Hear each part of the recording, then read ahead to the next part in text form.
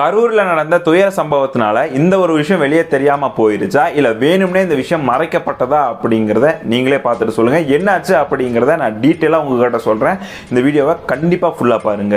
Ennore power பிளான்ட்ல construction work நடந்துட்டு இருந்திருக்கு. கிட்டத்தட்ட நிறைய நார்த் இந்தியன்ஸ் வேலை செஞ்சுட்டு இருந்திருக்காங்க.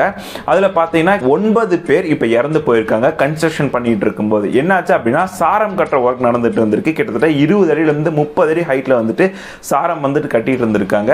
என்ன இருக்கு அப்படின்னா அது சரிஞ்சு விழுந்ததுல 9 பேர் அசாம சேர்ந்த வடநாட்டு இளைஞர்கள் 9 பேர் வந்துட்டு இறந்து போயிருக்காங்க. இந்த ஒரு நியூஸ் பெருசா யாருக்குமே வெளியே வரல. இந்த எண்ணூர் பவர் பிளான்ட் அப்படிங்கிறது பாத்தீங்கன்னா அண்டர் தமிழ்நாடு கவர்மெண்ட் கீழே வரக்கூடிய ஒரு பவர் பிளான்ட் தான். அதாவது Tamil Nadu generation distribution corporation limited தான் இது. ஷார்ட்டா வந்துட்டு டான்ஜென்கோ அப்படின்னு சொல்லுவாங்க.